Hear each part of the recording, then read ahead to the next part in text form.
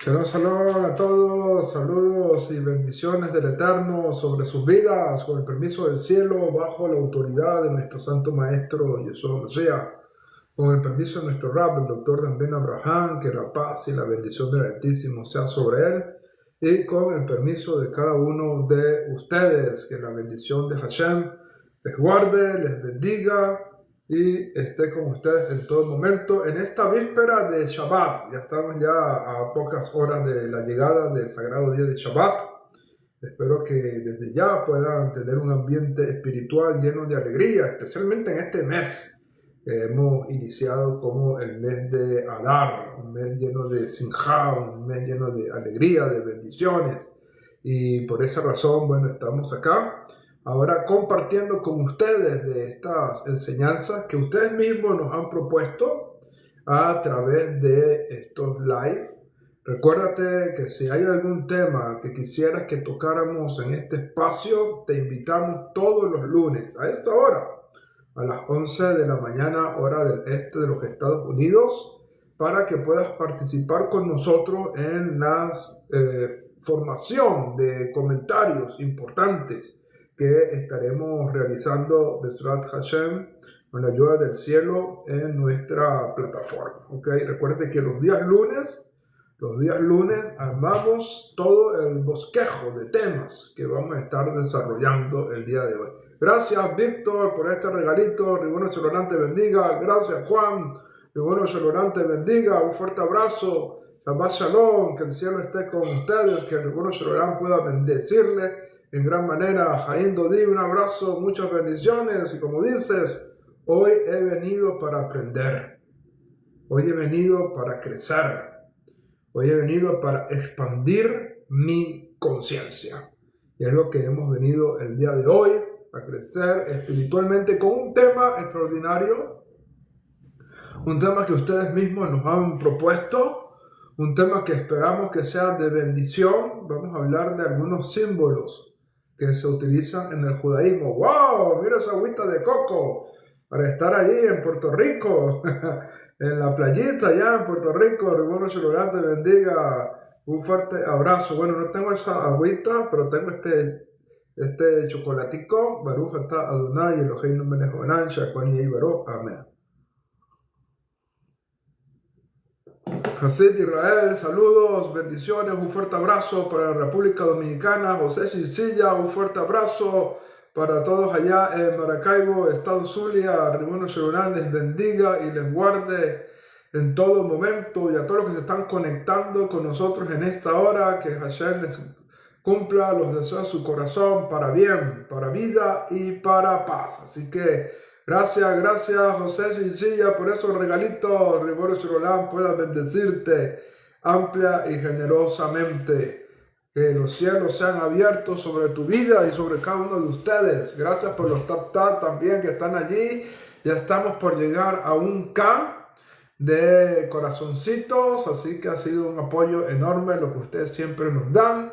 Y bueno, esperamos que este tema, como cada uno de los temas, puedan ser de bendición para su vida, que podamos de esta manera tener estos aspectos importantes. Gracias, Juan, por todos esos regalitos. ¡Wow! Baruch Hashem. Hashem te bendiga 1000 veces más, que te dé mucho más de lo que nos estás dando, y su bendición siempre esté contigo. Saludamos también a Lea, Javi, muchas bendiciones. Ribono Shalom te bendiga. Judith, un fuerte abrazo, muchas bendiciones. Que el Eterno te bendiga y te guarde. Así es, hemos venido a aprender, hemos venido a crecer, hemos venido a expandir nuestra conciencia con un tema importante que vamos a estar desarrollando, que es el tema de la simbología judía. Okay, esos símbolos que normalmente identificamos como el judaísmo, como por ejemplo la menora, por ejemplo el Magen David, como por ejemplo otros símbolos que algunos no son tan comunes, pero que también son importantes, como el Hansa y otros símbolos importantes que necesitamos. Incluso vamos a hablar también de esto, de la kippah, ¿verdad? Que muchos me preguntan, ¿qué es ese gorrito? Vamos a hablar de cada uno de estas simbologías importantes que hay en el judaísmo ¿Y cuál es la concepción que tenemos que tener con respecto a esto? La mesusa también. Todos estos símbolos importantes que necesitamos hablar y comprender. En primer lugar, lo primero que tenemos que decir al tocar un tema como este es que la simbología no forma parte de cuestiones, podamos decirlo de alguna manera, como amuletos, como aspectos que traigan buena suerte o prosperidad. ¿Ok? Nada de eso, ¿verdad? Tiene repercusiones reales, espirituales en nuestras vidas. ¿Ok? No podemos tomar ningún símbolo como algún amuleto, simplemente como algo identificativo, como algo característico, como algo que forma parte del pueblo de Israel, de su identidad. ¿Okay? Son simplemente símbolos de identidad. ¿Okay? Símbolos de identidad que en algún momento de la historia, en algún punto de la historia, nuestro pueblo tomó esos símbolos y los adaptó como parte de su identidad, ¿okay? De su cultura, de sus expresiones artísticas incluso. ¿Okay? Entonces tenemos que verlo así, como símbolos de identidad. No hay ninguna buena suerte, no hay ninguna bendición, ninguna provisión espiritual en estos símbolos. Es simplemente una identidad. ¿Ok? Y esto es sumamente importante que cada uno de ustedes lo puedan entender, que cada uno de ustedes pueda comprender estos temas y que no se dejen caer en ese tipo de supersticiones que muchas veces algunas personas tienen de si porto esto me va a traer buena suerte, si coloco esto en mi casa me va a traer prosperidad. Nada de eso. Nuestros Jajamim enseñan que el secreto de la prosperidad, el secreto de la abundancia es tener a Hashem en nuestras vidas. Tú quieres ser próspero, tú quieres tener abundancia económica, el secreto de la prosperidad es tener a Hashem en tu vida. ¿Y cómo tienes a Hashem en tu vida? Cumpliendo sus mandamientos, cumpliendo sus preceptos, llevando a cabo su voluntad, obedeciendo al Eterno en los preceptos que Él nos ha entregado. De esa manera es que nosotros podemos tener abundancia, prosperidad, si Hashem está con nosotros. ¿Ok? Si el Eterno está con nosotros. Ayer decíamos, por ejemplo, que una de las cosas, estábamos hablando del tema de las mujeres, ¿no? Y mencionábamos que los sabios dicen que la mujer es la fuente de la bendición. ¿Por qué? Porque si hay shalom bay, si un esposo y una esposa se llevan bien en el hogar, no hay peleas, no hay conflicto, hay armonía, ahí está Hashem habitando y por eso es que es prosperidad, por eso es que es bendición. ¿Por qué? Porque hay shalom y Hashem habita en el shalom. De hecho, dijeron nuestros hajamim, y esto es algo importante que lo tienes que tener muy presente, dijeron nuestros hajamim que el Eterno no encontró un mejor recipiente para derramar la bendición que el shalom, que la paz. ¿Ok? Entonces, la prosperidad, la bendición, el éxito, el que te vaya bien en la vida va a depender de tu relación con Hashem y de la manera como trates a tu prójimo y especialmente a tu prójimo más cercano que es tu esposa. Entonces, tratar de buscar la prosperidad, tratar de buscar el éxito a través de ciertas cosas, ciertos elementos que puedan traer buena suerte, eso es superstición. Y no negamos, lamentablemente esto ha entrado en ciertos sectores de nuestro pueblo que han tomado algunos incluso elementos importantes que son parte de una misma, como lo es el caso de una mezuzá, como un elemento de superstición, de protección. Y no es la mezuzá la que protege. No es la mezuzá la que protege. Es Hashem el que protege cuando somos obedientes. Cuando somos obedientes. Y voy a decir algo aquí muy puntual, porque muchas personas, ¿verdad?, que no comprenden muchas cosas, pudieran caer en errores terribles, que pudieran ser errores espirituales, que aunque con una buena intención puedan hacer ciertas cosas, pudiera causar eso, más que todo, un perjuicio para sus vidas. Vamos a plantearnos esto. Todos conocemos que el Cohen Agadol en los días del templo tenía una plaquita acá en la frente que decía Kodesh la Hashem, santo para el Eterno. ¿Ok? Imagínate que cualquier israelita haya visto esa plaquita y diga, oye, esa plaquita es una belleza espiritual. El hombre más sagrado de nuestro pueblo tiene esa plaquita, ¿ok? Esa plaquita. Y el hombre más sagrado de nuestro pueblo tiene esa plaquita en su frente. Y que yo no sea sacerdote, yo no sea Kohanim, yo no sea levita, ni mucho menos Kohanim. Y yo diga, mira, yo quiero tener también esa plaquita. Y me haga una plaquita de esas que Hashem instituyó, que solamente, ni siquiera cualquier Kohanim, solamente el Kohen Agadol pueda tener esa placa en su frente. ¿Tú crees que por yo utilizar esa placa va a venir bendición a mi vida? ¿Ok? ¿Tú crees que porque yo vamos a bloquear a las personas que vienen con falta de respeto? Alejandro, que el cielo te bendiga y aquí te declaramos bendiciones, pero no entiendo por qué vienes con faltas de respetos cuando ni siquiera nos conoces y por lo tanto, adiós, no queremos saber nada de ti, que el Eterno te vaya bien y esté contigo en todo momento. Personas que vienen si tienen alguna cuestión de querer conversar y publicar algo, son bienvenidos, pero falta de respeto no podemos permitirla, ¿ok? Así que esto es importante. Entonces, ¿tú crees que Hashem me va a bendecir, que el Eterno me va a bendecir por colocarme una plaquita como la que tenía el Cohen Agadol?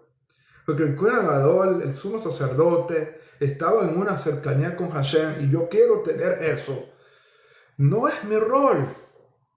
Hashem no me va a bendecir por hacerme un efod o por hacerme un pectoral del juicio y colocarme una plaquita. ¿Por qué? Porque no estoy siendo obediente. Eso era solamente para el Cohen Agadol.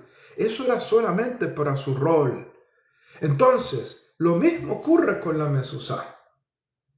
Muchos creyentes de origen gentil quieren tener una mezuzá en sus hogares. Y Baruch Hashem por eso. Pero si no forma parte de tu rol, colocar una mezuzá cuando no te corresponde no es obediencia. ¿Ok? No es obediencia. Y esto es importante que lo tengamos. Si queremos la bendición de Hashem, la bendición del Eterno siempre va a estar ¿dónde? En la obediencia. En la obediencia.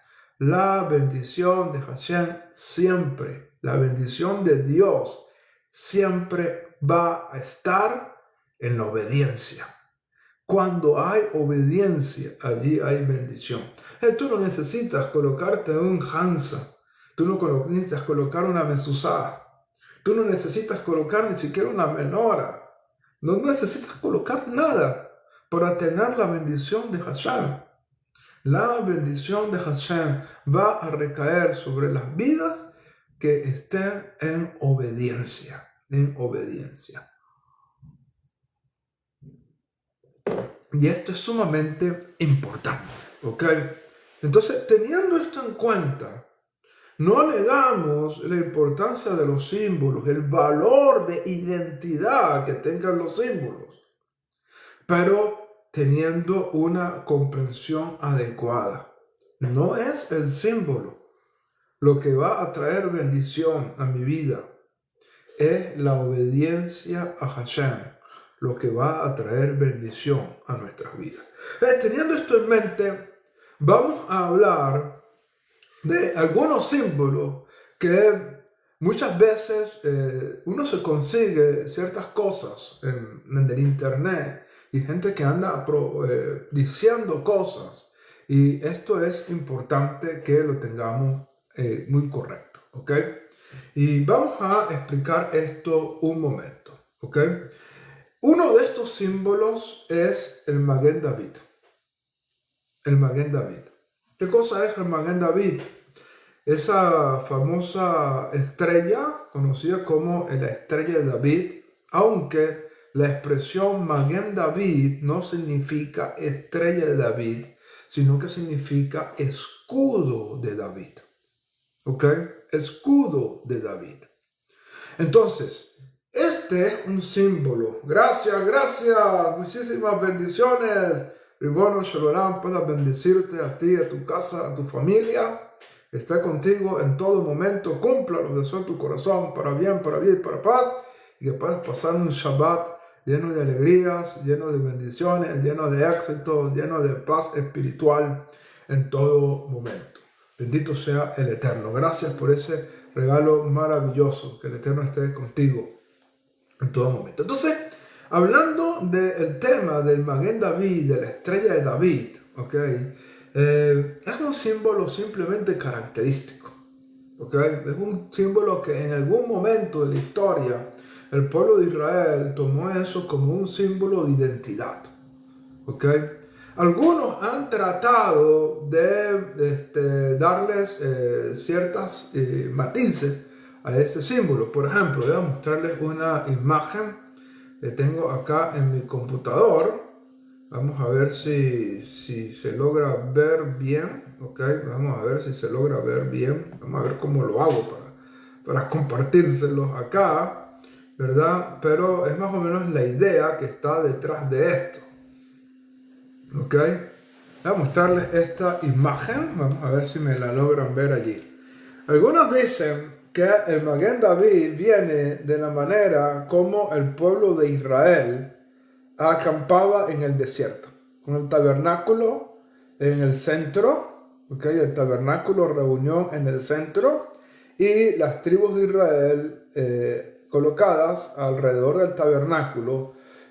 Si de alguna manera tú veías eso desde arriba, podías ver la forma de un Maguen David, ¿okay? Es lo que algunos mencionan. Quiero ser claro con esto. No hay ningún tipo de registro histórico y arqueológico que fundamente esto. ¿Okay? No hay ningún tipo de registro histórico y arqueológico que registre eso. Algunos se basan en dos declaraciones importantes, ¿verdad? En dos declaraciones importantes que las va a dar, básicamente, una la va a dar Bilán, cuando quiso maldecir a Israel, ¿ok? Quiso maldecir a Israel. Exacto, Fran, eso no aporta nada, es un símbolo, ¿ok? Es simplemente un símbolo, es lo que estamos explicando. No te preocupes, eso es simplemente un símbolo, como que tú digas en tu país, mira, el símbolo de mi país es esto, y eso te da identidad. Es simplemente eso, ¿ok? Es simplemente eso. Algunos piensan que vienen de allí. Y algunos, entonces, para tratar de entender esto, aquella frase que dijo Bilán cuando quiso maldecir al pueblo de Israel, parándose en las montañas y quiso maldecir a Israel, y vio el campamento de Israel, allí habitando en el desierto, Bilán dijo dos expresiones, y que esas dos expresiones es lo que, según conectan con esta idea que se ha dado. Por ejemplo, una es la expresión que encontramos en Bamidbar, Números, capítulo 24:5, Números 24:5, Bamidbar 24:5 dice: Ma tovu o aleja Jacob, miskenoteja Israel. ¿Ok? Ma tobu aleja Jacob, mishkenoteja Israel. ¿Qué significa esto? Cuán hermosas son tus tiendas, oh Jacob, y tus habitaciones, oh Israel. Es decir, cuando Bilán quiso maldecir a Israel y vio al pueblo de Israel, fue inspirado por Ruach HaKodesh, fue inspirado por espíritu profético, y lo que salió fue bendición de la boca de Bilán, fue bendición de la boca de Bilán, y vio al pueblo organizado de una manera tan hermosa que, como dije, algunos consideran que es esta forma que hemos mostrado hace un momento. Él vio algo así desde la montaña. Vio algo así desde la montaña. Y cuando vio esto, dijo: cuán hermosas son tus tiendas, oh Jacob, y tus habitaciones, oh Israel. Y la segunda frase que también está ligada, se encuentra en el mismo número, en el mismo libro de Números, capítulo 24, versículo 17, donde en esta oportunidad se habla de alguna estrella. Cuando dice: saldrá una estrella de Jacob. Saldrá una estrella de Jacob, en referencia al Mesías. ¿Ok? En referencia al Mesías. Saldrá una estrella de Jacob, en referencia al Mesías. Entonces, ¿qué fue lo que vio allí? ¿Qué fue lo que vio allí? Algunos comentan que esa estrella fue la que vio en el campamento de Israel formándose. Dijo: esa estrella va a salir de Jacob. Más o menos pudiéramos visualizarlo de esta manera. Por aquí les tengo otra imagen que quiero compartirles para que podamos tener un poquito esta idea, ¿verdad? Que les voy a compartir en este momento. Otra imagen que tengo aquí para ustedes, dando esa idea que algunos toman, y sería algo así, ¿ok? Una estrella saldrá de Jacob. Okay, es decir, él tuvo como que esta visión, que vio una estrella salir de Jacob. Obviamente es una profecía, pero que en términos de visión pudo ver algo así Bilán en ese momento. ¿Okay? Entonces algunos piensan que la forma del Maguen David proviene de esto, ¿okay? Proviene de esta simbología de la cual estamos hablando. Okay, de esta manera como el pueblo de Israel acampaba en el desierto, y de esa manera podía ver esto. ¿Qué aporta la humanidad? Fran, pareces un disco rayado. El cielo te bendiga, te guarde, esté contigo, cumpla los deseos de tu corazón para bien, para vida y para paz. Pero hay que hacer algo aquí para que podamos entonces disfrutar sin ningún tipo de molestias, ¿ok? Porque hay gente que parece un disco rayado. Entonces, esto es importante. El tema del Maguen David, del Maguen David, algunos consideran en este sentido, ¿verdad?, que es un símbolo que tenían, ¿verdad?, el pueblo de Israel, que lo tomó de ese campamento en el que el pueblo de Israel moraba en el desierto, y que de ahí viene ese símbolo, ¿ok? Otros dicen que realmente el Maguen David era el escudo de la realeza de David, ¿ok? El escudo de la realeza de David, es decir, el símbolo del reinado de David. Como digo, de esto no hay evidencias históricas. No hay evidencias históricas, pero se asocia con esto, ¿ok? Se asocia con esto. Y por lo tanto, el Maguen David, ¿verdad?, sería el escudo de armas del reinado de David. De hecho, algunos comentan que si a un escudo, por el lado de adentro, se hacía la estructura de un Maguen David, hacía que el escudo fuera más resistente en la batalla. ¿Ok? No sé si me logran entender la idea. ¿Ok? Es decir, si tú agarras un escudo de esos que utilizaban antes agarras un escudo y por dentro del escudo haces una estructura de un Maguen David. Esa estructura del Maguen David le daba firmeza y fuerza al escudo. Entonces, algunos comentan que precisamente David se dio cuenta de esto y quiso fortalecer los escudos de su ejército con esa figura de esta estrella, ¿verdad?, en el escudo para que esto pudiera fortalecer el escudo al momento de una batalla. ¿Ok? En otras palabras, si tú tomas esa estructura y se la colocas a un escudo por el lado de adentro, ¿ok? Es decir, esta es la parte del escudo y del otro lado, el lado de adentro, colocas esa estructura, le das más firmeza al escudo para que pueda tener resistencia en la batalla, ¿ok? Entonces, de ahí se comenta que de allí vino este símbolo de el Maguen David. Pero ¿qué ocurre? Muchas personas han venido y han querido asociar el tema del Maguen David con algo que dice el profeta Amós. ¿Ok? El profeta Amós en el capítulo 5, versículo 26. ¿Qué dice Amós 5:26? ¿Qué dice el profeta Amós en el capítulo 5, versículo 26? Dice así: tomasteis el tabernáculo de Moloch y la estrella de vuestro Dios.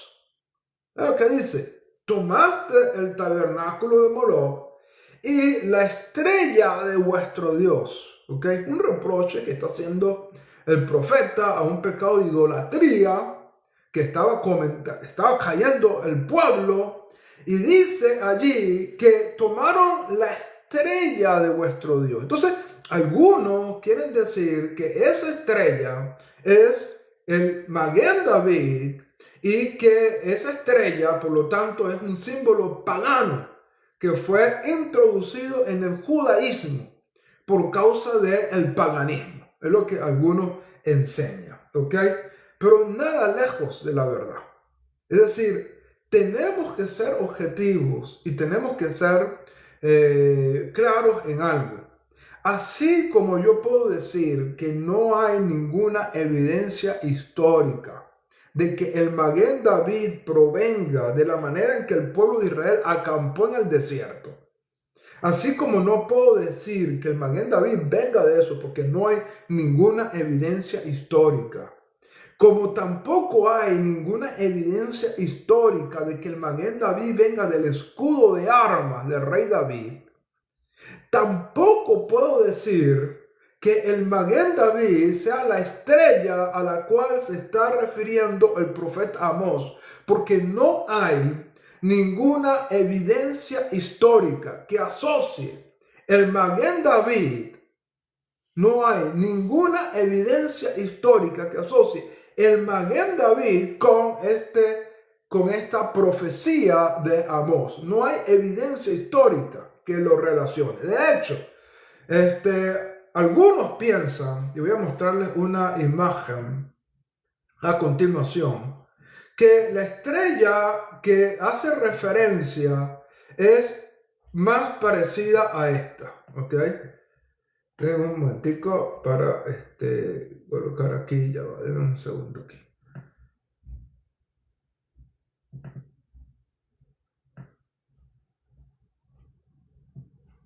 Que la estrella a la cual está haciendo referencia Amós es más parecido a esto. En otras palabras, nada que ver con el Maguen David. Nada que ver con el Maguen David. La estrella que se usaba para culto de este ídolo pagano, ¿verdad?, era este tipo de estrella y que nada tiene que ver con el Maguen David. De hecho, estaba asociado con un ídolo que se conocía como Kaiwan, ¿ok? Un ídolo Kaiwan que estaba relacionado con el planeta Saturno, con la estrella Saturno, ¿ok?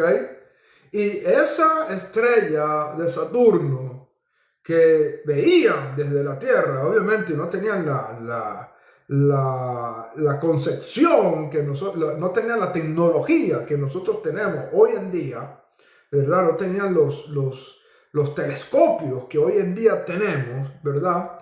Ese tipo de estrella era la que ellos veían y hacían culto a un dios conocido como Kaiwan y que estaba asociado con el planeta Saturno, con la estrella de Saturno, ¿ok?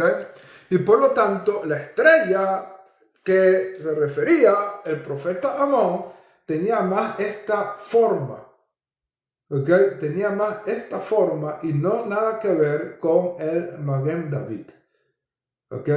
Nada que ver con el Maguen David. Entonces, tomar el texto de Amós y asociarlo al Maguen David, tomar el texto de Amós y asociarlo al Maguen David, no tiene ningún tipo de evidencia histórica. No tiene ningún tipo de evidencia histórica que podamos decir, mira, esta era la estrella que los israelitas en un momento de que la idolatría se introdujo al pueblo, fuera la estrella que estuviesen adorando, como lo declara allí el profeta. Nada que ver con eso. Así como tampoco hay evidencia histórica para decir que el Maguen David surge del campamento de Israel o que surge de lo que mencionamos hace rato del escudo de David, así tampoco hay evidencia histórica alguna que asocie el Maguen David con esa estrella de que habla el profeta Amós y que está relacionado con un culto idolátrico. ¿Ok? No te dejes engañar. No te dejes engañar. ¿Ok? Si alguien no quiere utilizar el símbolo, no hay ningún problema. Pero querer asociar un texto bíblico para querer dañar un símbolo que ha venido siendo parte de la identidad del pueblo judío, algunos calculan, aquí voy a ser enfático, realmente cuando el escudo de David comienza como a popularizarse es en la Edad Media. En la Edad Media. Cuando un rey de Europa permitió o les dijo al pueblo judío que habitaba en sus reinos que podían tener un símbolo, como tenían algunos símbolos en aquella época los lords, los señores, ¿ok? Y este rey le permitió al pueblo judío que tuviera algún tipo de símbolo y ellos adoptaron ese símbolo, ¿ok? Y a partir de la Edad Media, es que el símbolo del Maguen David ha venido a ser característico con el pueblo judío. Sin embargo, hay algunas evidencias arqueológicas que en el siglo I, antes de la era común, ya se utilizaba ese símbolo. No hay muchas evidencias, pero sí se han encontrado algunas evidencias arqueológicas relacionadas con el pueblo judío que tienen este símbolo. ¿Ok? Entonces, no se sabe a ciencia cierta cuándo comenzó el Maguen David a formar parte del pueblo judío, pero lo que sí se sabe es que a partir de la Edad Media se popularizó por causa de que un rey permitió al pueblo judío que tuviese un escudo de la casa, del pueblo, así como algunos lo tenían. Entonces, no tiene nada que ver, ¿ok? No tiene nada que ver. Y el texto de Amós que hemos mencionado, no hay ninguna evidencia histórica que se refiera al Maguen David. De hecho, como les mostré hace un momento, algunos piensan que realmente la estrella a la cual hace referencia Amós sería una estrella como la que les mencioné y que les vuelvo a mostrar a continuación para que puedan tener esta imagen ahí entre ustedes, que sería la imagen del dios Kaiwan. una estrella que no tiene nada que ver con la forma del Maguen David y que está relacionada con el dios Kaiwan o Kiyun y relacionado con Saturno. ¿Ok? Esta era la estrella que muchos consideran en este sentido. ¿Ok? Entonces, esto es importante, señores, que lo tengamos muy presente. ¿Ok? Que simplemente el Maguen David es un símbolo característico. Es algo que en un punto el pueblo judío lo tomó como parte de su identidad y así se mantiene. ¿Ok? Así se mantiene. Y esto es importante. Así como el cristianismo tiene como su identidad la cruz, que la toman por ser el símbolo que supuestamente con el cual mataron a Cristo, y toman la cruz como un símbolo representativo de su religión, especialmente en el cristianismo protestante, que no tienen imágenes idolátricas, ¿verdad? Pero tienen la cruz como un símbolo que representa su religión, que les da identidad, o el pez, que estuvo muy metido en las enseñanzas de Jesús, ¿verdad? Y toman el pez también. Algunos piensan entonces que simplemente el Maguen David es un símbolo de identidad para el pueblo judío, ¿ok? Y esto es importante. Vamos a hablar de otro símbolo importante. Entonces vamos a hablar de otro símbolo importante que es conocido como el Hamza. ¿Ok? El Hamza. ¿Qué cosa es el Hamza? Vamos a ver si consigo por aquí una imagen.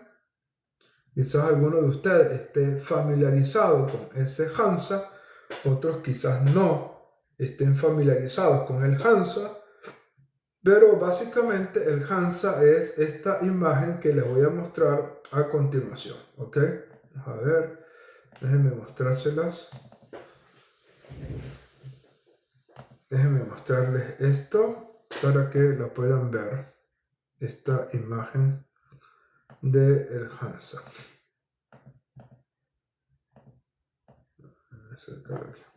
Esto es lo que algunos llaman el Hamza. ¿Ok? Esto es lo que algunos llaman el Hamza, que se ha introducido en el pueblo judío, especialmente en el judaísmo cabalista, ¿okay? Y muchos le han dado como un símbolo de protección, etcétera, etcétera. Como les dije desde un principio anteriormente, no hay ningún símbolo que pueda traer realmente protección. La bendición y la protección vienen del Eterno cuando somos obedientes. ¿Tú quieres éxito? ¿Tú quieres prosperidad? ¿Tú quieres bendición? ¿Ok? ¿Tú quieres estas cosas?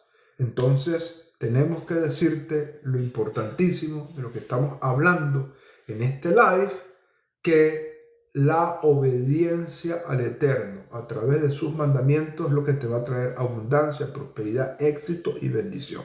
¿Ok? Eso es lo que te va a traer y no otra cosa. ¿Ok?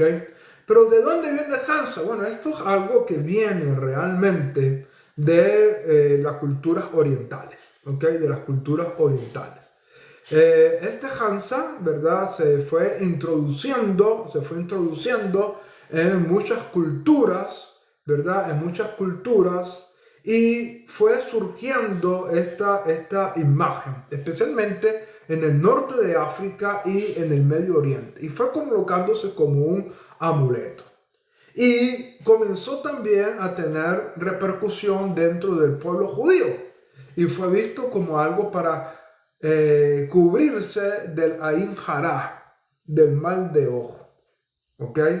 Del mal de ojo, del Ain Jara.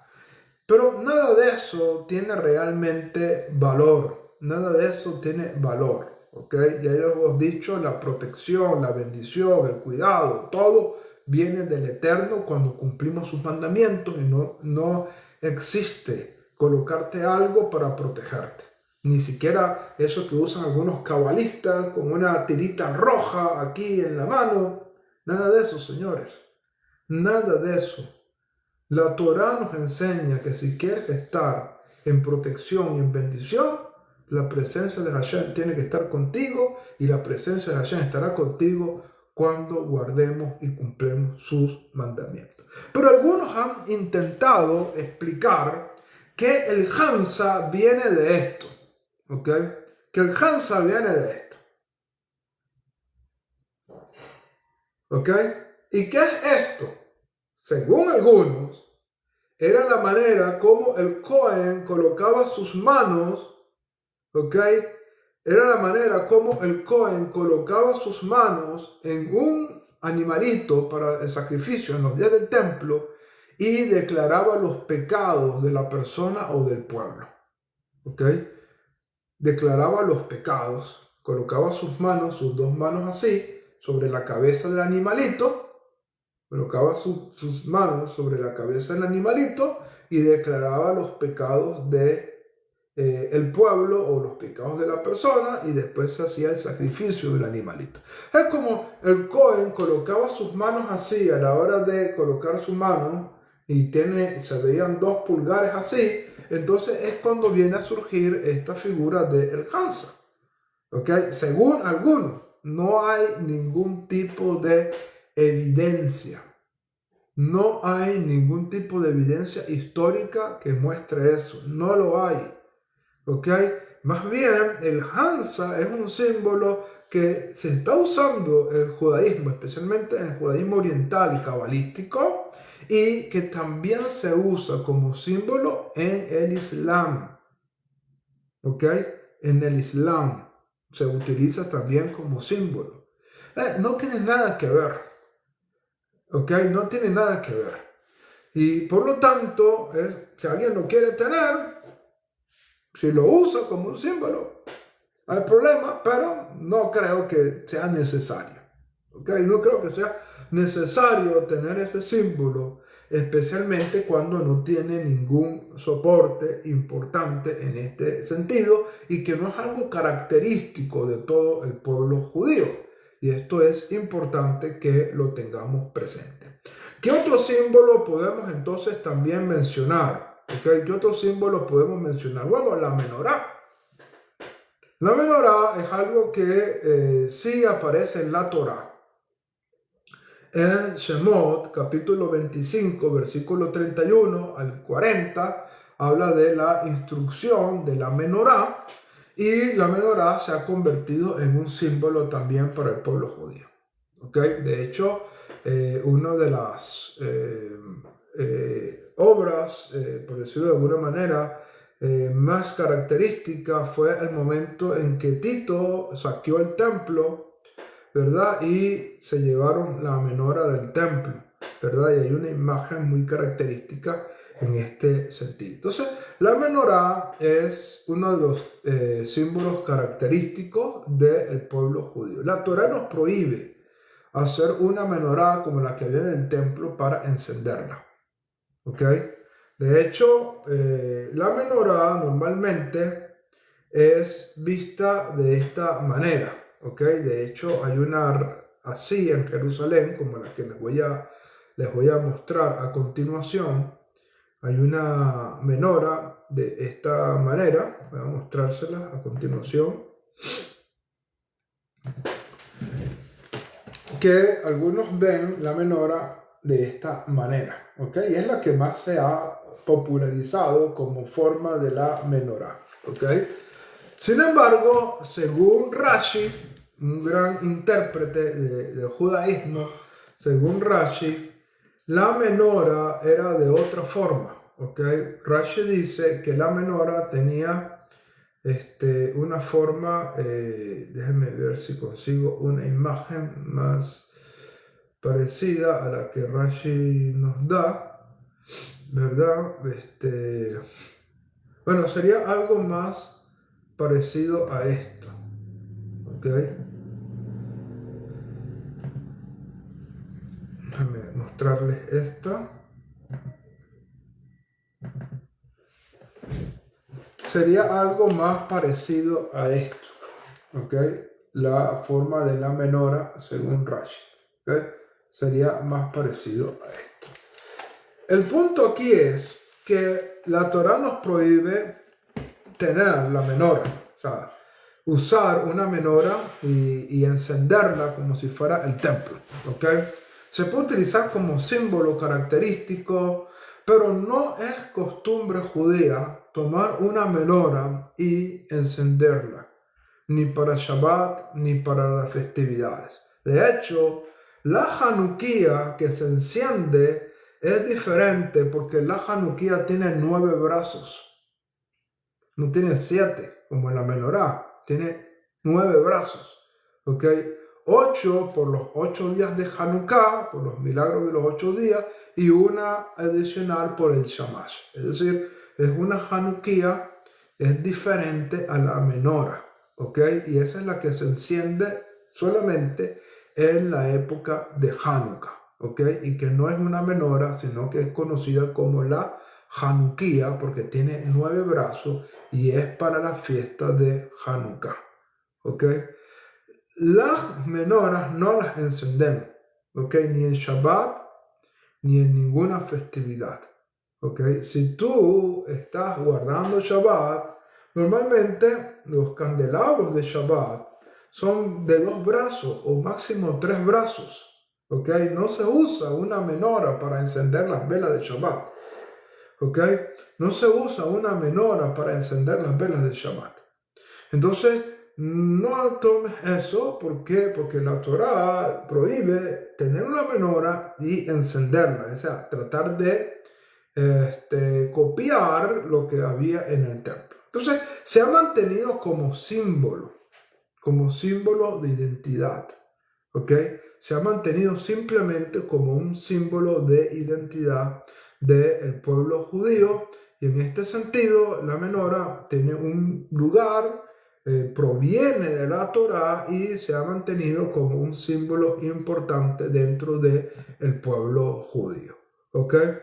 Bueno, vamos a otro aspecto importante, ¿verdad? Que muchos se preguntan, y es la mezuzá. La mezuzá es un mandamiento de la Torá, es una mitzvah. ¿Okay? Ese mandamiento se encuentra entre algunos de los textos en el Shema Israel, específicamente en Deuteronomio capítulo 9. ¿Okay? En Deuteronomio capítulo 9, Devarim capítulo 9. ¿Qué dice Deuteronomio capítulo 9? Y las escribirás en los postes de tu casa. Rectifico, Devarim capítulo 6, verso 9. Donde está el Shema. Recuerda que el Shema comienza en el versículo 4 y en el verso 9 de Devarim, Deuteronomio capítulo 6, verso 9, es donde aparece el tema de la mezuzá cuando dice: y las escribirás en los marcos de tu casa y en tus portones. ¿Ok? Deuteronomio capítulo 6, verso 9. Ese es un mandamiento de la Torá, donde tenemos una cajita, ya se las mostré en estos días, cuando estuvimos hablando de las señales de pacto en las puertas de nuestras casas. Voy a mostrarles alguna imagen para no tener que levantarme. En sí, la mezuzá es el recipiente, pero lo importante de la mezuzá es el pergamino. ¿Okay? Lo importante de la mezuzá es el pergamino. ¿Okay? Aquí pueden ver algunos tipos de mezuzá. Que pueden ver acá, se colocan en las puertas de las casas. Esto no es un amuleto, señores. Esto no lo puedes utilizar como un amuleto. Esto no trae protección. Esto es una mitzvah, un mandamiento. Un mandamiento. Lo que nos va a bendecir es la obediencia. Lo que te va a bendecir es la obediencia, no la mezuzá como tal, es la obediencia. Y si ese mandamiento es para ti, debes cumplirlo si eres judío. Pero si eres justo en las naciones, es un mandamiento que es visto como señal de pacto. Y no debes tener una mezuzá, porque en vez de traer bendición, no vas a traer bendición, porque lo que trae bendición es La obediencia. ¿Ok? La obediencia es lo que trae la bendición. Y esto es importante que tú lo tengas muy pendiente. Entonces no lo uses como amuleto. La bendición de Hashem estará en tu vida, en tu hogar, cuando hay obediencia. ¿Okay? La bendición de Hashem estará en tu vida cuando hay obediencia. ¿Ok? Y esto es importante que tú lo escribas aquí en tu corazón, en tu mente y en tu corazón. ¿Ok? Que lo que te va a traer bendición realmente es la obediencia. Entonces, la Mesuzá es un mandamiento para el pueblo judío, donde está escrito algunos textos, como por ejemplo el Shema, que es de Devarim, Deuteronomio capítulo 6, versos 4 al 10, si mal no me equivoco. ¿Ok? Y otros textos donde también se habla de la Mesuzá. ¿Ok? Es un pergamino que se coloca dentro de una cajita para cumplir un mandamiento que Dios nos ordenó. ¿Y cuál es el propósito de ese mandamiento? Recordarnos del resto de los mandamientos. Para que te acuerdes de lo que dice la Torá. Es un recordatorio, es una señal para que la veas y te acuerdes de los mandamientos de Dios, que tengo que cumplir los mandamientos del Eterno. Es simplemente un recordatorio en este sentido. ¿Ok? Y bueno, otro símbolo importante es, bueno, antes de hablar de la kippah, vamos a hablar de otro símbolo que ha comenzado a surgir en este sentido, ¿verdad? Y que se usa, y no veo nada malo en este símbolo, que es el siguiente que les quiero mostrar a continuación. ¿Ok? Lo pueden utilizar siempre y cuando entiendan que es simplemente un símbolo. ¿Ok? Es simplemente un símbolo. Y si tienen claro eso, si tienen claro que es un símbolo, no hay ningún tipo de problema. ¿Ok? No hay ningún tipo de problema si entendemos claramente que estamos frente a un símbolo. ¿Ok? De hecho, me parece muy bonito y es el siguiente. Esto está acá. ¿Qué es esto? Estos son dos letras hebreas, ¿ok? Estos son dos letras hebreas que dicen la palabra Hay, ¿ok? Dicen la Palabra Hay, que significa vida, ¿ok? Que significa vida. Eso es lo que es este símbolo.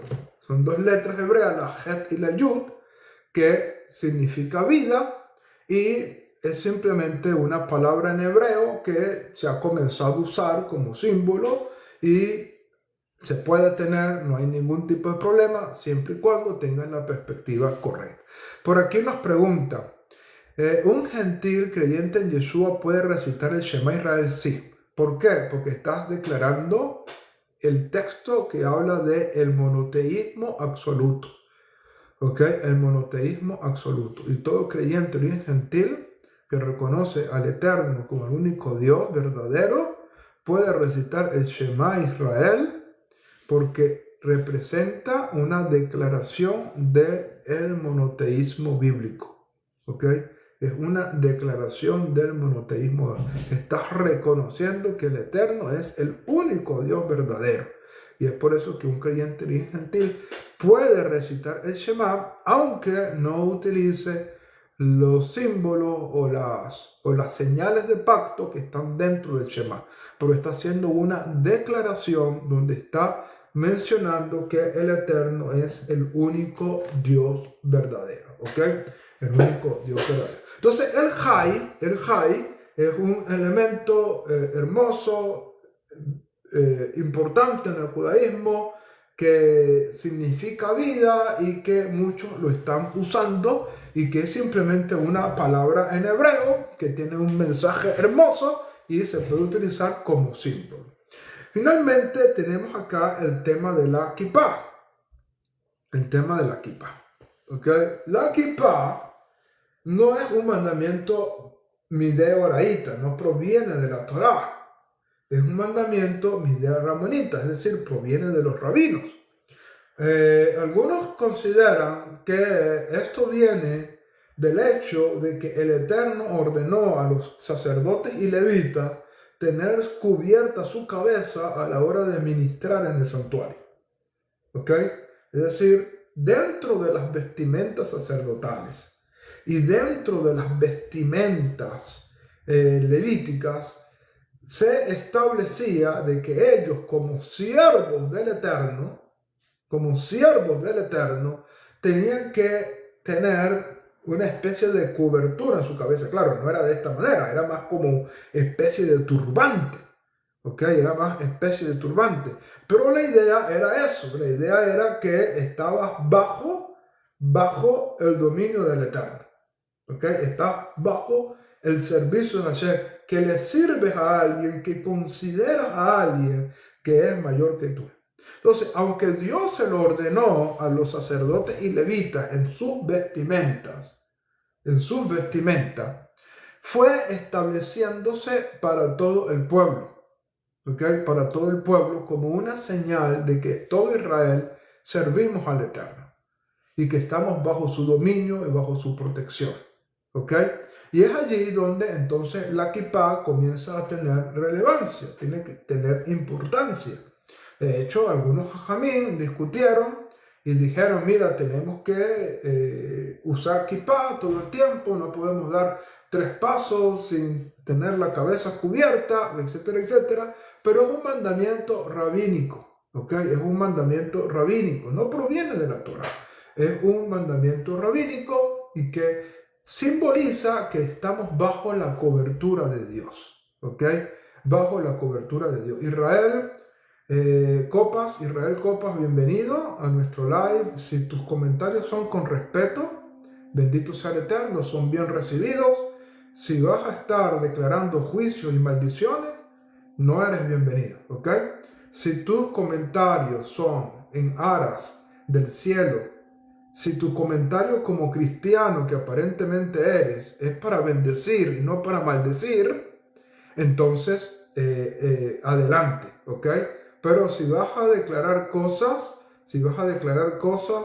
en contra, si vas a estar declarando y ofendiendo, no son bienvenidos, ¿ok? Eso es importante. Y que el amor de Dios siempre esté en sus corazones, ¿ok? En sus corazones. Y eso es importante, que lo tengamos presente. Entonces, esto tenemos que nosotros entenderlo, ¿ok? Entonces, esto es con respecto a la kippah. Entonces, finalmente, ¿cuál es el tema? ¿Cuál es el tema de esto? Que los símbolos no los podemos utilizar como amuletos. Los símbolos no pueden utilizarse como amuletos. No podemos utilizar los símbolos como amuletos. La bendición y la protección de Dios está cuando somos obedientes y cumplimos los mandamientos del Eterno. ¿Ok? La bendición de Dios estará cuando cumplimos los mandamientos. Y eso es importante que nosotros tengamos muy presente. ¿Tú quieres bendición? ¿Ok? ¿Tú quieres bendición sobre tu vida? Cumple los mandamientos del Eterno. Y Dios estará contigo y te hará bien en todo lo que hagas. ¿Ok? Pero no tomes la simbología como amuleto, porque estás distorsionando. Lo puedes tomar como identidad, lo puedes tomar como símbolos, pero no lo tomes como amuletos. ¿Ok? Y eso es importante que lo tengamos presente. Para finalizar, ya estamos llegando a la hora de finalizar este live. También nos pidieron que pudiéramos hablar un poco de las enseñanzas de Jesús, vistas no desde el punto de vista halágico, ¿ok? No desde el punto de vista halágico, sino más bien desde el punto de vista ético, ¿ok? Desde el punto de vista ético. No las repercusiones halágicas que pudieran tener estas enseñanzas, sino las repercusiones éticas, es decir, del musar que tiene.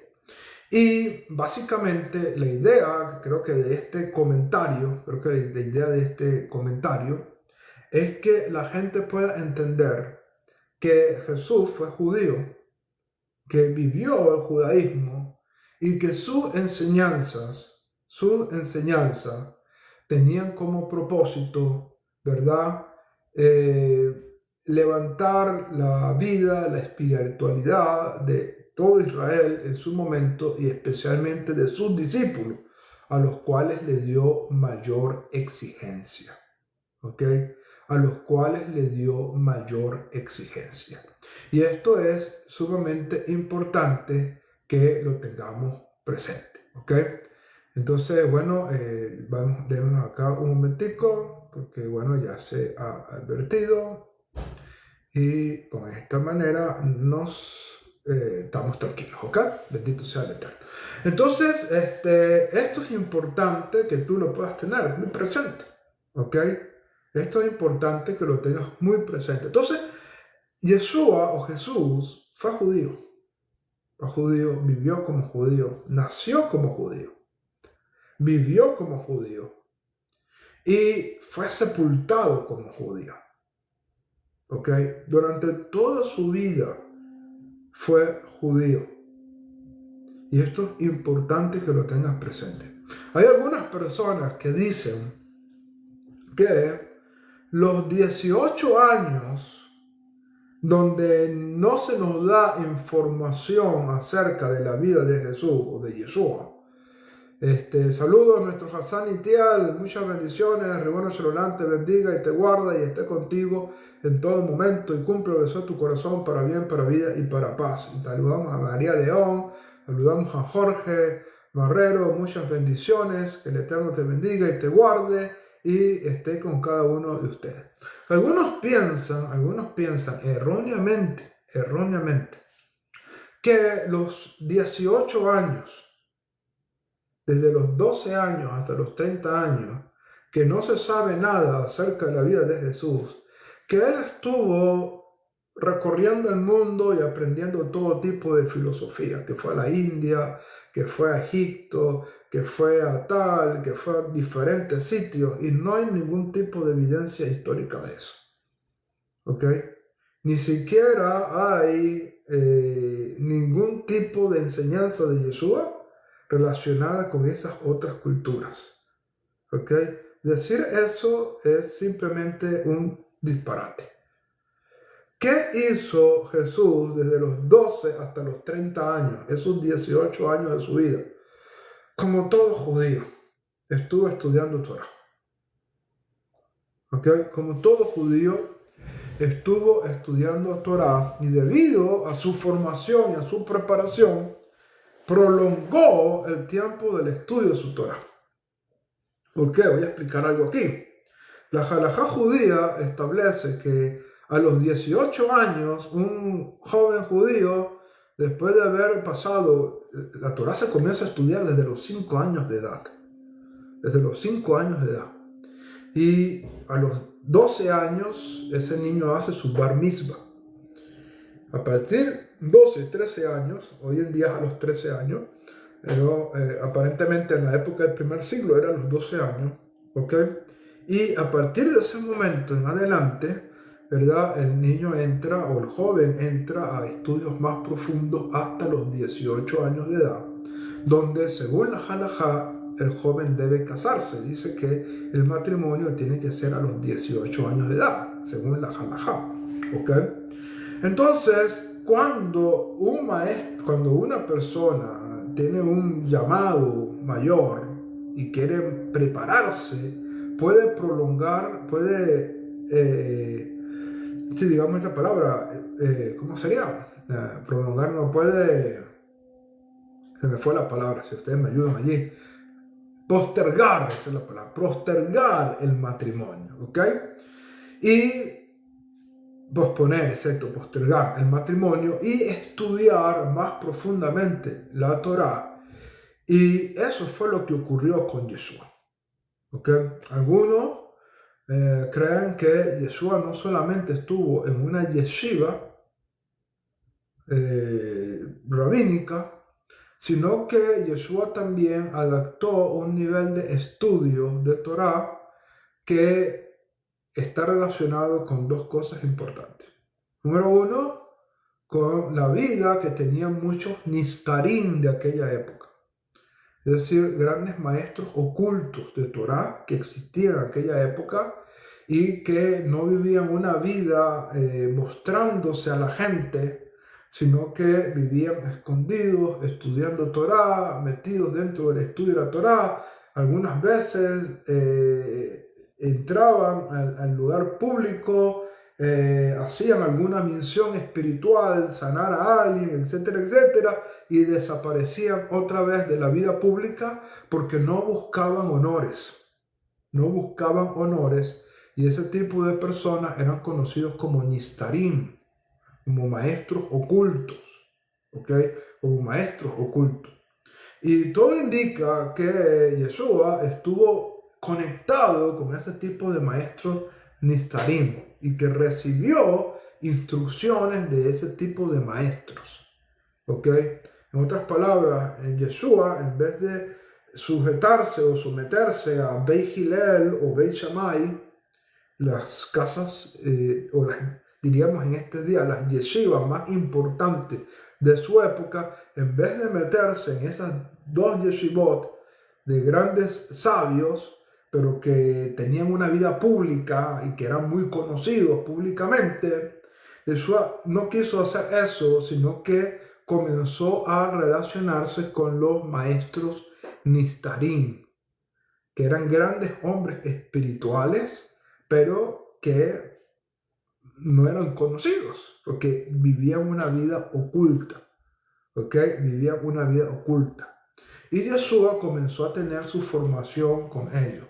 Y en esa etapa de aislamiento de la sociedad, en esa etapa de formación con estos Nistarim, ¿verdad? Con estos maestros ocultos, Yeshua también en esa vida apartada tuvo visitas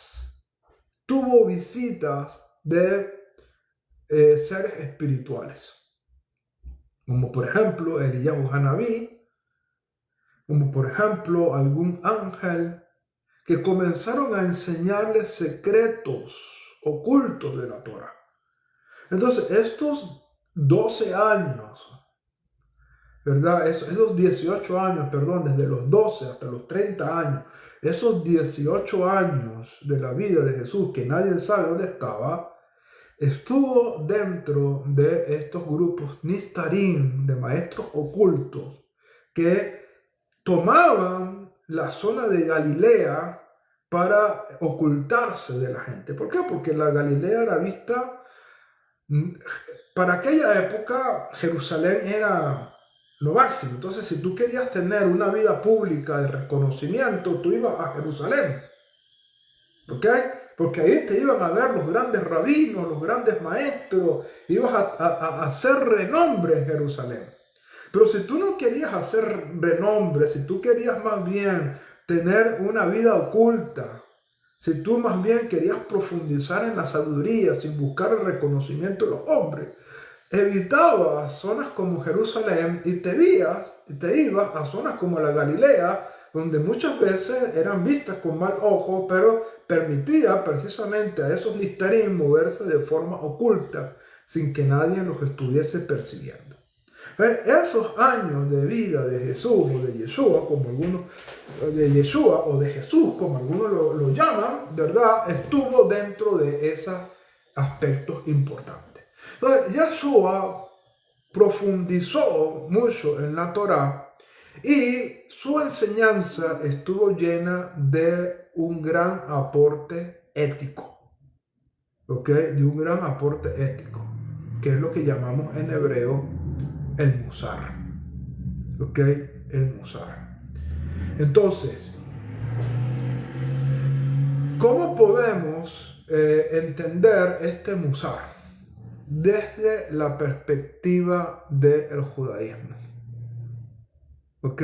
Desde la perspectiva del judaísmo. Es decir, no podemos tomar las enseñanzas éticas de Yeshua y tratar de interpretarla a la luz de otras culturas o de otros pensamientos extraños al judaísmo. Porque Jesús o Yeshua se formó dentro del ámbito judío, ¿ok? Dentro del ámbito judío. Aquí hay una pregunta interesante que nos están haciendo, Alvarado, muchas bendiciones, un fuerte abrazo. Esta pregunta que nos está diciendo aquí, ¿cuál es la diferencia de Yeshua y una persona normal, una persona secular, como nosotros? Esto es un tema importantísimo que con la ayuda del cielo lo vamos a anotar para el próximo día martes, porque es un tema que necesita un desarrollo, ¿ok? Un desarrollo amplio. Para hablar un poquito del alma de Mashiach, ¿okay? Del alma de Mashiach y de la persona que Hashem tiene esa alma apartada allí, exclusiva, y ese es un tema importantísimo que tenemos que desarrollar, así que con la ayuda del cielo el próximo martes ya tenemos un tema, ¿okay? Los lunes desarrollamos los temas, pero ya aquí tenemos un tema que considero muy importante, ¿okay? Muy importante ese tema que nos están preguntando. Entonces, bueno, el tema del Musar en las enseñanzas de Yeshua tenemos que entenderlo a la luz del judaísmo. De hecho, una de las obras importantes en el aspecto de Musar que yo les recomiendo es la obra conocida como el Pirkei Avot. ¿Okay? El Pirkei Avot, que se conoce como el Tratado de los Padres, o la ética de los padres, o los capítulos. Pirkei viene de Perek, que significa capítulo. Pirkei Avot son los capítulos de los padres. Es una obra importante dentro del pensamiento que conocemos como el Musar. ¿Okay? El Musar, es decir, la ética. Entonces, esta obra es importante que la estudien. ¿Por qué? Porque vas a poder tener un pensamiento hebreo con respecto a la ética, ¿okay? Con respecto a la ética, y no un pensamiento extraño al judaísmo. Cuando tú estudias el Pirkei Avot y comparas las palabras de Yeshua con el Pirkei Avot, vas a lograr tener esa conexión en cuanto a sus enseñanzas desde el punto de vista de el Musar, desde una perspectiva judía y no desde una perspectiva de un filósofo griego, que es lo que ha hecho el cristianismo. El cristianismo ha tomado las enseñanzas de Jesús y las ha interpretado a la luz de la filosofía griega y han introducido conceptos extraños al pensamiento hebreo y terminan dañando en este sentido. Entonces, en este aspecto, para poder entender el Musar, gracias, güera, muchas bendiciones, el bueno Shalom te bendiga y cumple lo que sea tu corazón para bien, para vida y para paz, ¿ok? Entonces, para poder entender el Musar de Yeshua, te recomiendo dos cosas importantes. Número uno, que estudies los profetas de Israel, los Nevi'im. Los Nevi'im están llenos de Musar, ¿okay? Los profetas están llenos de Musar. Y número dos, que puedas estudiar el Pirkei Avot, ¿okay? Puedas estudiar el Pirkei Avot. Y con estas dos cosas importantes, tú puedas acercarte a las enseñanzas de Yeshua con una perspectiva hebrea. También te recomiendo, creo que aquí lo tengo, también te recomiendo esta obra, conocida como el Código Real, que te va a dar comentarios. Esto es lo que es conocido en el mundo occidental como el Nuevo Testamento, pero desde una perspectiva hebrea. Y te va a dar comentarios que te va a permitir entender las enseñanzas de Yeshua con una perspectiva hebrea, con una mentalidad hebrea. ¿Ok? Y eso es sumamente importante. Bueno, por aquí creo que tengo unas dos preguntas importantes que nos está haciendo Jorge. Jorge, ya va, dame un momentico. Voy a leer por aquí. Ajá. ¿Por qué dicen Yeshua y no Yahshua? Mira, no hay ningún tipo de evidencia histórica ni arqueológica que Yahshua sea la manera correcta como se escribía el nombre. ¿Ok? No hay ninguna manera. ¿Por qué? Porque para poder decir Yahshua, tenías que colocar una Hei, una Yud, una Hei y el resto, la Shin, la Baf y la Ain. Y no se consigue así. En ninguna parte se consigue ese escrito. Lo que se consigue es, bien sea Yehoshua o Yahoshua, donde tiene no solamente la Hei, sino también una letra Baf. ¿Ok? Una letra Baf. Pero la forma disminutiva que se consigue, incluso en sinagogas donde Yeshua estuvo, y hay una sinagoga en Nazaret, si mal no recuerdo, donde aparece un escrito en cerámica. Déjenme buscárselas a ver. Y el nombre aparece sin la H, es decir, aparece Yeshua. ¿Ok? No lo puedes pronunciar Yahshua porque no tiene esa G y no aparece en ninguna forma escrita. Entonces, el nombre era Yeshua o en su forma grande era Yehoshua, que era la que se usaba más que todo en los días de Moisés. Yehoshua se utilizaba en los días de Moisés y Yeshua se utilizaba en los días del judaísmo del segundo templo.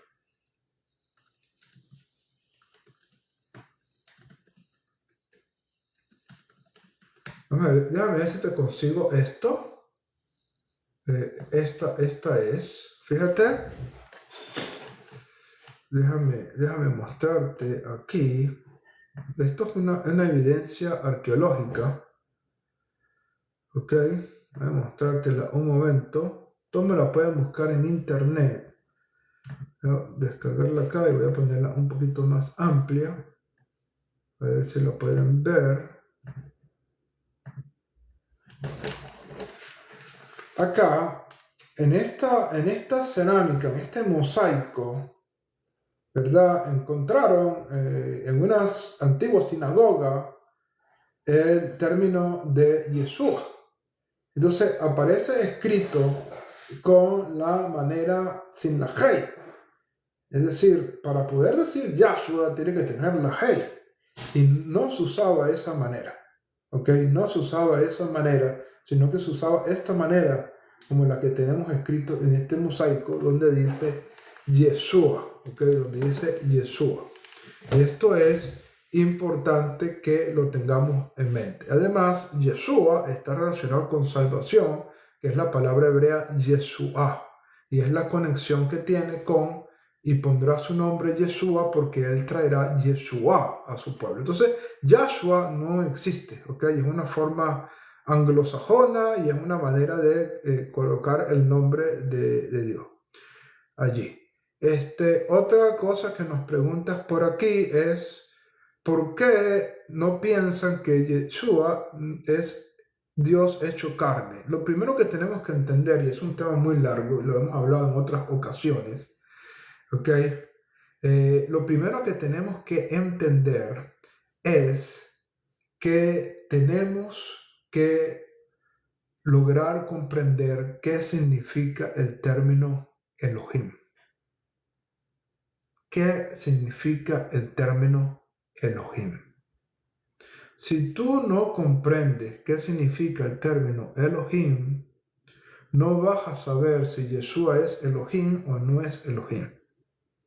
Y yo lo he dicho en varias ocasiones, Elohim no tiene nada que ver con divinidad. El Eterno, Hashem, es Elohim no porque sea divino, sino porque es justicia, es autoridad, es justicia. Elohim, desde una perspectiva hebrea, tiene que ver con autoridad. Moisés fue hecho Elohim y no fue un hombre divino. ¿Ok? Moisés fue Elohim, como está escrito en Éxodo capítulo 7, verso 1. El Moisés fue Elohim para Faraón. Y los jueces, como lo vemos en el Salmo 82, son vistos como Elohim.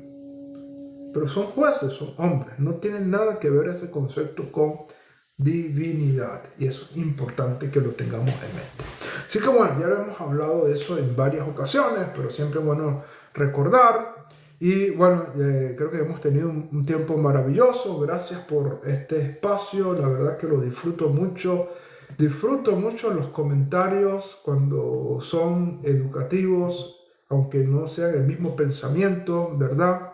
Eh, los disfruto muchísimo, pero cuando vienen personas con deseos de maldecir y de irrespetar, no lo vamos a tolerar, ¿ok? Mientras tú estés acá en este espacio con bendición, declarando palabras o estableciendo tus criterios, pero con respeto, eres bienvenido. Pero cuando empiezas a declarar juicio, en este sentido no, ¿ok? Y esto es importante.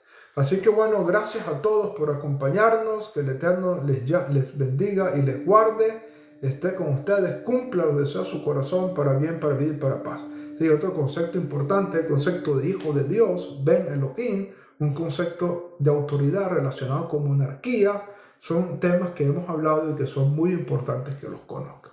Así que bueno, gracias a todos por este tiempo, la verdad que lo hemos disfrutado muchísimo, ha sido una bendición. Y el lunes los esperamos para desarrollar más temas. Ya tenemos un tema por allí que nos dieron con respecto a Mashiach, ¿verdad? En cuanto a su alma, etcétera, etcétera, ¿verdad? Pero lo vamos a hablar el día martes con la ayuda del cielo. Y el lunes vamos a seguir desarrollando el resto de los temas. Armando, muchas bendiciones. El Eterno te bendiga. Lea, gracias. Muchas bendiciones. El Eterno te bendiga. Y todos los que estuvieron acá con nosotros, que el Eterno les bendiga y les guarde. Gracias, Güera, por los regalitos. Gracias, Shimón. Gracias, Teresa. Gracias, María León. Gracias, Yorleni. Gracias, Kadicha. Gracias, Jaciel. Hasid Israel. Gracias, Jaim, Dodi. Gracias, Doris. Y bueno, Shalom te bendiga. Gracias, Víctor. Un fuerte abrazo. Shabbat Shalom a todos desde ya. Que sea un Shabbat placentero, lleno de alegrías, de regocijo, y que sus Neshamot puedan conectarse con Hashem. Y recuerden, la fuente de la bendición es Hashem. ¿Ok? Es la fuente de la bendición. Jorge, gracias, Marrero. Muchas bendiciones. Ribono Shalom te bendiga. El Eterno te bendiga y te guarde. Y Shalom a todos. Muchas bendiciones.